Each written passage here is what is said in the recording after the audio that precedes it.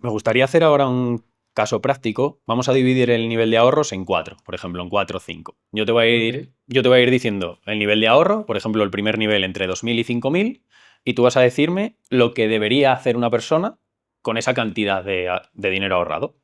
¿Vale? A ver, primer ¿estamos nivel, hablando mensual o anual? que tenga ahorrado, que en su cuenta del banco haya, por ejemplo, en el nivel 1, 5.000 euros. Ok, vale. Si tienes 5.000 euros, probablemente te diría yo, o que no lo toques, o que si lo toques, bueno, puedes tener una cuenta remunerada o en un fondo monetario, algo muy tranquilo, o que si lo toques sea para invertir en una formación que te vaya a permitir aumentar tus ingresos, ¿vale? O realmente aumentar tu patrimonio de manera muy rápida. ¿Por qué? Porque eso va a ser la palanca que te va a acelerar más. Es decir, si tú al principio ganas, como muchos españoles, 2.000 euros al mes, tío, si tienes 5.000 ahorrados y te gastas 2, 3, 5.000 en algo, que sea en algo que te permita pasar de 2.000 euros al mes a 3.000 euros al mes o a 4.000 euros al mes. Eso va a ser mejor que ninguna otra inversión que puedas hacer con ese nivel de ahorro. Vale, vamos al nivel 2, entre 5.000 y 50. Vale. A ver, si de nuevo tuvieras una formación, porque tú, es que hay que ver, es que claro, tú me estás hablando solo de un parámetro, pero yo siempre considero varios parámetros, porque al final no es lo mismo que tú tengas 50.000 euros ahorrados y ganes 1.000 euros al mes, que tengas 50.000 euros ahorrados y ganes 10.000 euros al mes. Vamos a suponer un salario normal de 2.000 euros. Claro, parte de eso, de nuevo, yo la dedicaría a aumentar esos ingresos, porque eso te va a acelerar para siempre, ¿vale?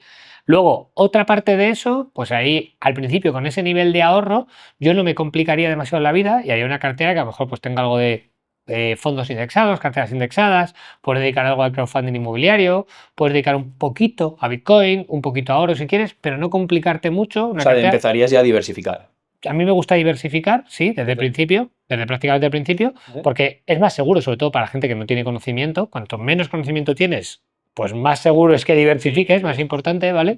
Yo diversificaría, pero con cosas sencillas y haciendo DCA. Entonces, lo que no haría es complicarme mucho la vida en invertir en cosas complejas, sobre todo sin formación, ¿vale? Otra cosa es que dices, no, es que me formo. Y de hecho, lo que te digo, en ese nivel ya, ¿dónde yo invertiría el dinero? Pues o en una formación que te permita ganar más dinero o una formación que te permita invertir mejor. Pero al principio, hasta que no hayas acceso a esa formación, no te compliques la vida. Haz DCA en cosas probadas, diversificado. Lo que te digo, puedes meter un poquito de crowdfunding si quieres o algo así.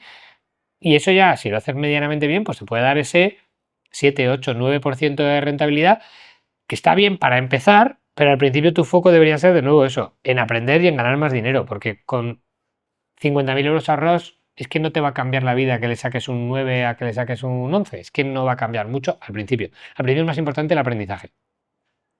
Entre 100.000 y 300.000. Ahí ya deberías cobrar algo más de salario, supongamos unos 3.000, unos 3.500. Vale, me refiero, si tú ya estás cobrando algo más, aún así, 3.500 a mí me sigue pareciendo poco. Quiero decir, si puedes llegar a más, obviamente deberías intentarlo. Luego, ahí sí que desde luego invertir en formación para gestionar mejor tu dinero, fundamental, porque ahí ya va a cambiar la aguja.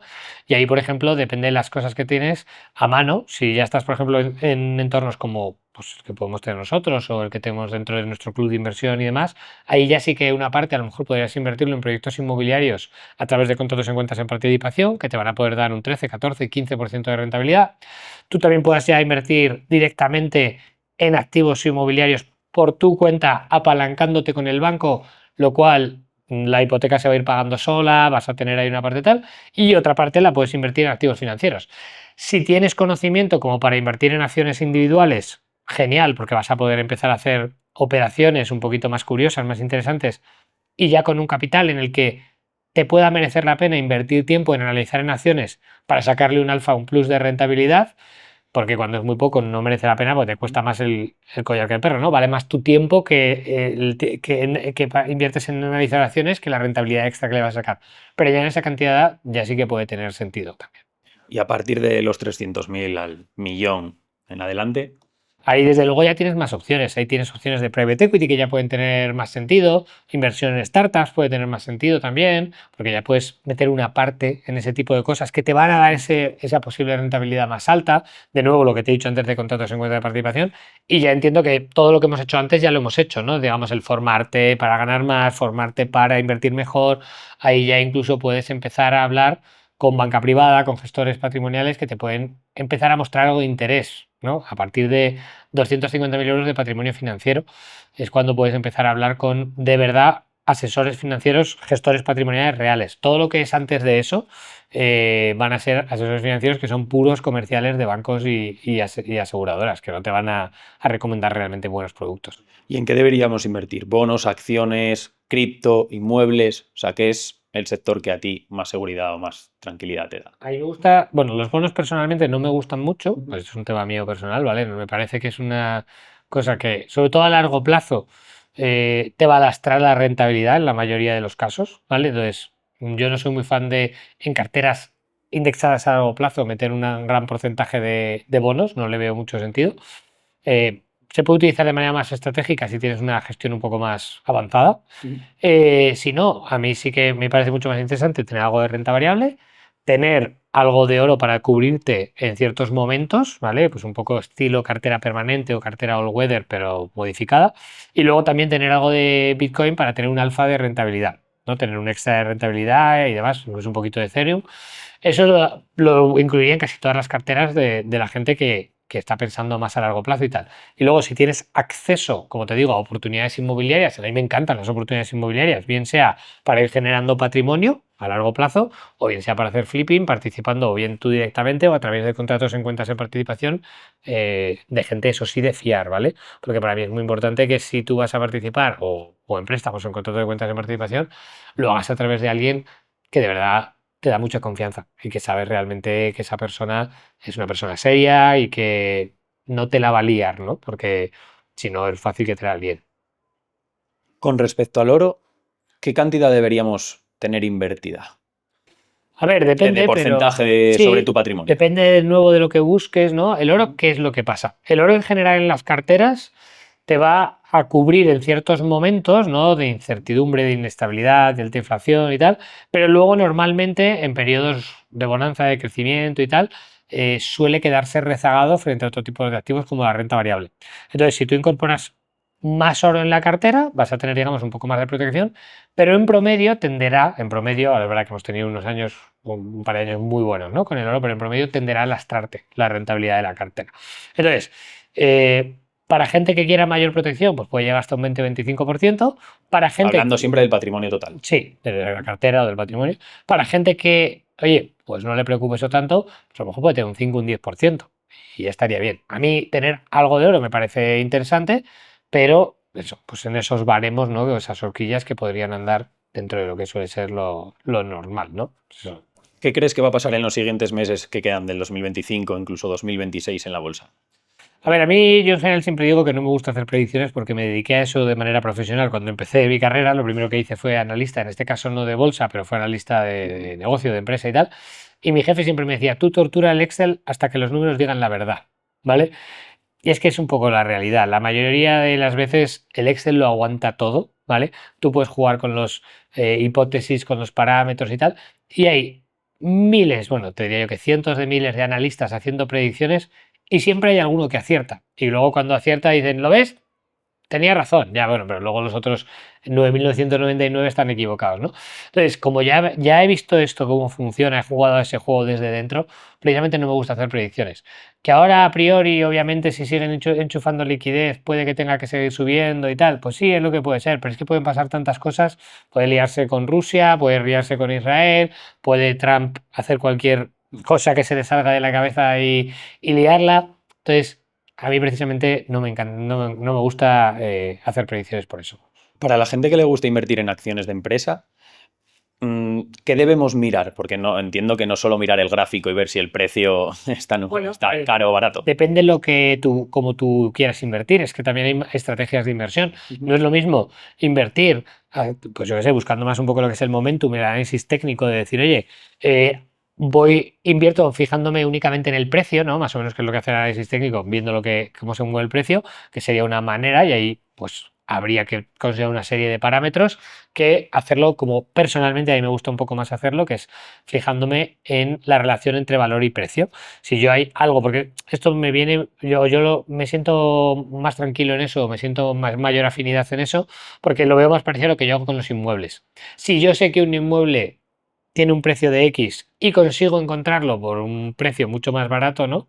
O tiene un valor de X y consigo encontrarlo por un precio mucho más barato, pues sé que es una compra muy segura. Pues a mí me parece algo parecido con las acciones. En general, si yo ahora, por ejemplo, hace unos meses, oye, Alphabet creía que le habían penalizado demasiado, veía que estaba en un precio que me parecía que estaba bastante por debajo de su valor, con todo lo que estaba haciendo con el tema de inteligencia artificial, de no sé qué, había mucho hype y casi todas las empresas que estaban en tema de inteligencia artificial estaban subiendo con la espuma y Alphabet se estaba quedando muy atrás. Pues ahí me pareció un buen punto de entrada. O ha habido otras empresas, Meta hace un par de años, cuando salió todo el metaverso, también penalizaron muchísimo la acción, llegó a caer por debajo, creo que fue de $100. Claro, es que estaba muy bien de precio en ese momento. Me daba igual si era 100, 110, 80, 90. Al final se veía clarísimo que eso en algún momento iba a remontar. Y de hecho, fíjate, ha llegado ahora a estar prácticamente en 700, $800, ¿no? Así es como yo me siento más cómodo invirtiendo. ¿Es infalible? No. Puede ser una trampa de valor también, hay que tener cuidado. Puede ser también que tarde mucho en remontar, sobre todo si son empresas más pequeñas. Con una empresa tan grande como las que te acabo de mencionar no pasa tanto, pero hay empresas como, yo qué sé, Teleperformance, que a priori parecía que estaba muy bien de valor y que el precio muy barato y tal, y lleva meses que no repunta. Yo sigo confiando en que el precio repuntará y a lo mejor luego repunta violentamente y demás, pero hay que tener también paciencia. Hablemos ahora, Richard, de Bitcoin. ¿Qué opinas? Bueno, yo cada vez, la verdad que le he ido cogiendo el gustillo, por decirlo de alguna manera, ¿no? Me he ido haciendo más creyente de Bitcoin.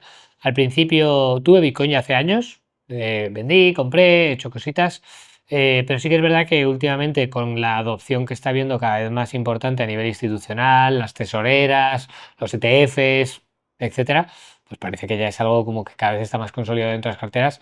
Yo tengo, tanto a nivel de ETF como a nivel de exposición directa, y creo que es algo que todo el mundo debería al menos valorar e incluir en su cartera.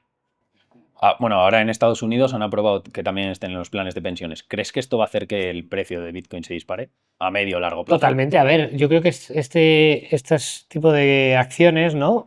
Tardan en reflejarse, pero va a hacer que pues muchos planes de pensiones, muchas aseguradoras, mucha gente que hasta ahora no había tocado, muchos asesores financieros, tal, mucha gente que hasta ahora no había tocado Bitcoin, no lo había podido, o no había querido, no se había sentido cómodo, o no había podido legalmente incluirlo en las carteras, lo hagan. Y esto obviamente pues hará que haya más demanda y al final pues tirará el precio para arriba. Pasando ya a la última parte, Richard.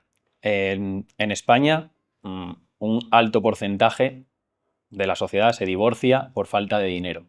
¿Cómo crees que deberían gestionar las parejas sus cuentas bancarias, todo en una, dos? ¿Cómo lo deberían gestionar? Nosotros como lo planteamos con nuestros alumnos es que haya como tres partes, ¿no? Aunque luego cada uno de ellas puede tener varias cuentas, pero tienes que tener una parte que sea la gestión de cada una de las personas individualmente, imaginemos que sea un chico y una chica, ¿no? Que es lo más habitual, pues cada uno de la parte de la pareja debe tener su independencia para gestionar sus cuentas y sus inversiones, o al menos una parte de ellas. Luego es verdad que tienen que decidir, y esta parte tiene que haber una conversación ahí, pues qué parte de sus economías personales deciden tener en común.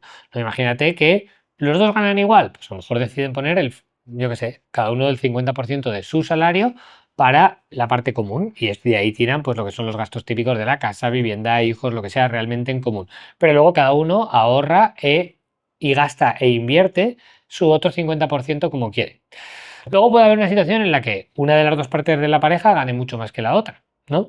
Aquí hay que de nuevo tener una conversación que a veces puede ser incluso difícil o complicada, pero debe suceder de, oye, ¿qué pasa?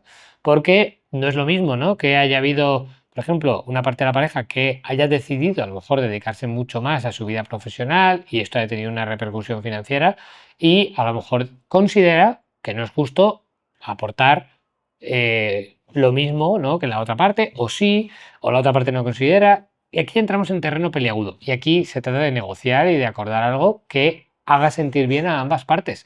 Porque si bien aportan el 50% cada uno, pero la que aporta menos se siente mal, o el que aporta más se siente mal, o lo que sea, o si uno aporta 70 y el otro 30 se siente mal, pues eso es complicado. Sí que es verdad que luego puede haber otra conversación importante, ¿no? Que a tener en cuenta que es qué pasa si una de las dos partes de la pareja decide dejar su trabajo y quedarse en casa para cuidar a los niños. Ahí la situación probablemente cambie y hay que tener una nueva conversación de qué pasa al respecto, porque una de las dos partes está haciendo un sacrificio, ¿no? Por la pareja, por tal. Y este tipo de conversaciones lo importante es tenerlo, ¿no? Pero tiene que haber unas conversaciones bastante serias y sensatas de este tema al respecto y llegar a unos acuerdos que hagan sentir bien a ambas partes. Porque si no, una de las dos o las dos partes de la pareja se va a acabar quemando.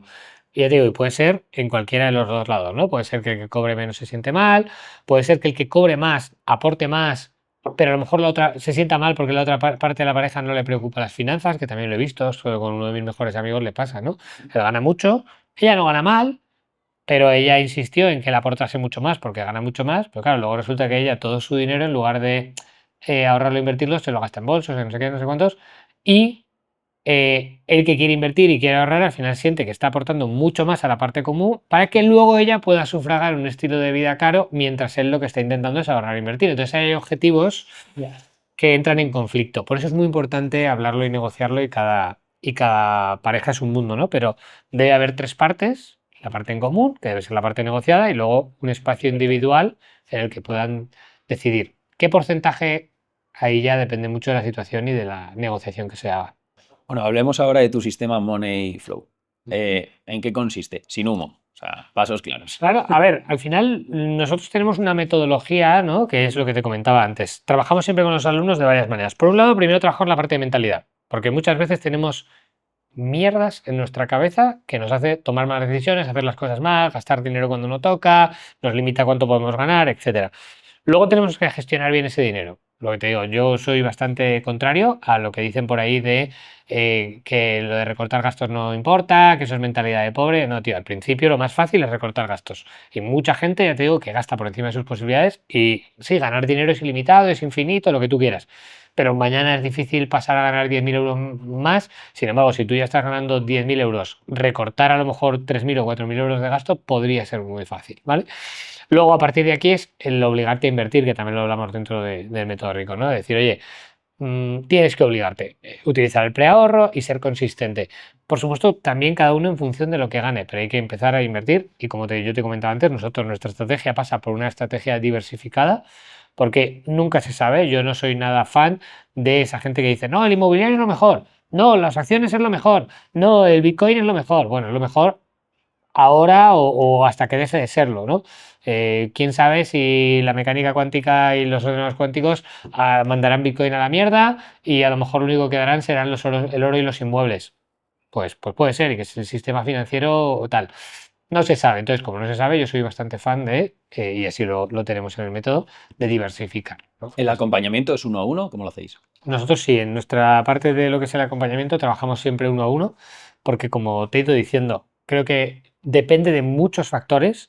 Hay realmente un mundo ahí detrás y nosotros ponemos sesiones individuales 1 a 1 para que cada persona acabe teniendo un plan para ellos. Porque lo que hemos dicho, cada pareja es un mundo, cada persona es un mundo, puedes tener hijos, no, tener mucho dinero ahorrado, no, tener experiencias en inversiones o no, ganar mucho o menos o poco dinero o un montón de dinero, todo eso hace que cambie y la situación es completamente diferente para cada uno. Bueno, salvamos tus redes sociales debajo en el podcast para que puedan encontrarte y, oye, si yo creo que a bastantes les va a interesar. Estupendo. Cualquier persona que quiera, por supuesto, nosotros estamos encantados de tener al menos una primera conversación, que es lo que hacemos siempre.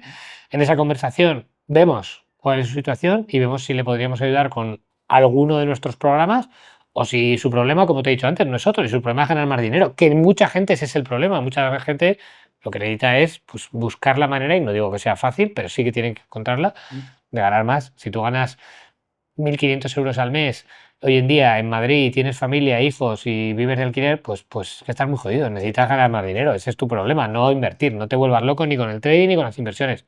Gana más dinero. Un desafío para los siguientes 7 días que puedan empezar hoy mismo.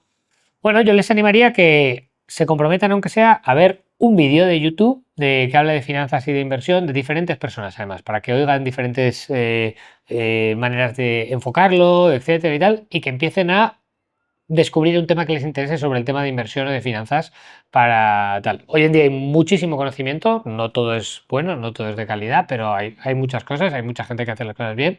Les animo a que, oye, que prueben y a lo mejor les pica el gusanillo de este mundillo porque hay muchas cosas que la gente no sabe que se puede hacer mejor y hoy en día es que además está ahí para descubrirlo. Y ya para finalizar, un consejo que te hubiese gustado escuchar al Richard de hace años.